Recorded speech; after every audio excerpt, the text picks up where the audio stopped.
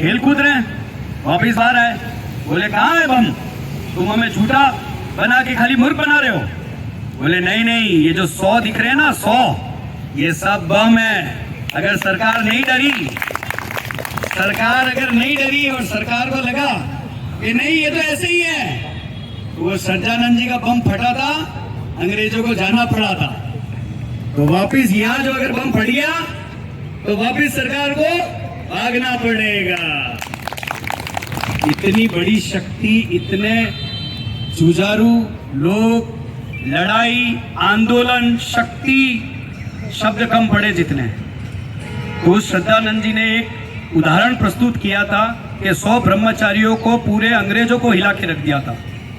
आज हम सब अपने आप को उस शक्ति के रूप में, उस लड़ाई के रूप में देखें कि ये जो लड़ाई है, ये लड़ाई संगठन और सब मिलके हम जो लड़ाई लड़ रहे हैं, उस लड़ाई के अंदर हम सबको डटे रहना है।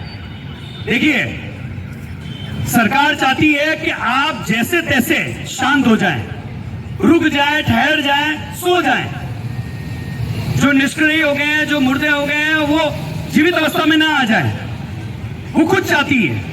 इसीलिए आज इतने 250 करोड़ रुपए की प्रॉपर्टी, ये नक्शा लाइफ का भी नया 550 करोड़ रुपए की प्रॉपर्टी सीज कर करके बेच नहीं रही है। वो बेचने का कारण है कि 5 साल 10 साल ठंडे बस्ते में पड़े रहे और फिर वो 500 करोड़ 700 करोड़ रुपए का बंदा बांट करके हम आपस में ले जाएं। आपका पैसा सुरक्षित है उन जमीनों में, उन जगहों पे, सब जगह, बस खाली उसका बेच के भुगतान करने की आवश्यकता है। अब अगर उस भुगतान और बेचने की कड़ी में हम कमजोर हो गए तो उन्हें तो सुअवसर मिलेगा। उस एवज में हमें इस लड़ाई में पूरे बने रहना है। आपको मैं एक चीज बताता हूं, मुझे जहां तक याद है 8 से 9 बार 2-2, 3-3 दिन के लिए हम जयपुर जाके मुख्यमंत्री आवास पे अधिकारियों से पूरी तरीके से बात करे जा रहे हैं। वहां पे भी संवाद चल रहा है। और एक इस संवाद के साथ साथ जो कोटा ने एक कार्यक्रम किया, साहब हम लोग कितने ही समझते थे कि हमारी लड़ाई के अंदर बहुत से लोग ये सोचते हैं कि अरे हमारे बड़े भाई साहब को मिल जाएगा तो मुझे भी साथ में मिल जाएगा, और वो ये सोच के साथ में कमी दे देते थे। पर कोटा में ऐसा नहीं हुआ। कोटा में क्या हुआ? कोटा में एक प्रयोग हुआ, एक प्रयास हुआ, और सफलता और प्रयोग के पीछे MP शर्मा जी का, प्रेम बिहारी जी का बहुत बड़ा हाथ था। उन्होंने पूरे समाज को इकट्ठा किया और इकट्ठा करके उन्हें एक बात बोली कि लड़ाई भैया मेरी अकेले की है या आपकी भी है? लोगों ने कहा हमारी भी है। तो बोले आपकी लड़ाई में कलेक्ट्री पे फॉर्म मैं जमा अकेले कराऊं या आप मेरे साथ कराना चाहते हो?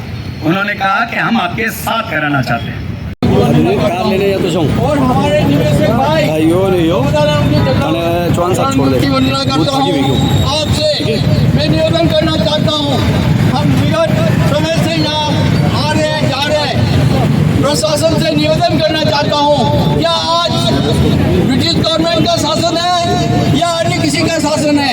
फूट डालो और शासन करो, ये नीति कब तक चलेगी? मैं प्रशासन से पूछना चाहता हूँ। आज मेरे कई कर्मचारी दुखी हो रहे हैं, कई कर्मचारी दुखी हो रहे हैं, हमारे पीछे चल रहे हैं, और अधिकारी लोग आराम से विराजे हुए मिलने भी तैयार नहीं है। इसलिए मैं आपसे आग्रह करना चाहता हूँ।